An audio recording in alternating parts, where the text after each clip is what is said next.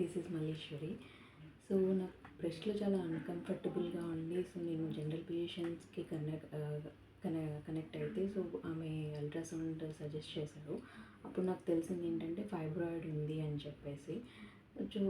చాలా టెన్షన్‌గా ఫీల్ అయ్యి, సో ఎక్కడ చూపించుకుంటే బెస్ట్, ఈ రివ్యూస్ ఏం బాగున్నాయి, అండ్ నాకు సర్జరీ అంటే చాలా భయం.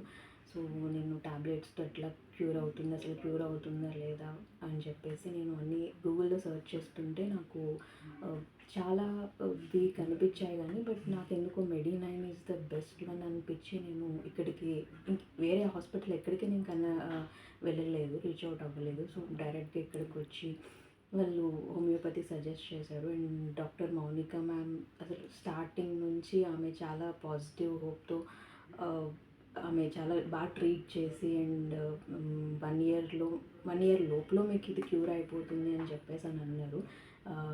సో నేను అట్లానే ఈవెన్ 1 ఇయర్ వరకు కూడా కాదు, అది 6 మంత్స్‌లోనే నేను మెమోగ్రామ్ చేయించుకుని అండ్ మ్యామ్ ఇచ్చిన టాబ్లెట్స్ ఇవన్నీ రెగ్యులర్గా యూజ్ చేశాను. అండ్ చాలా మనకి పాజిటివ్ హోప్ ఉంటే అది అండ్ పాజిటివ్ హోప్ కూడా ఉండాలి.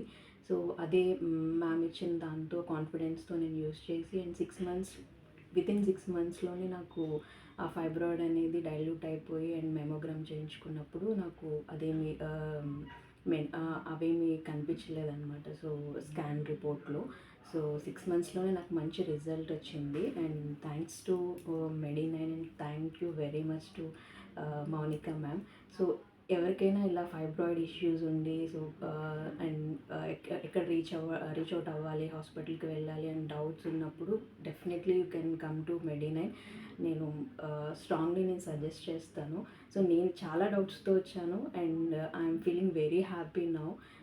థ్యాంక్ యూ సో మచ్ మెడి9 అండ్ డాక్టర్ మౌనిక మ్యామ్.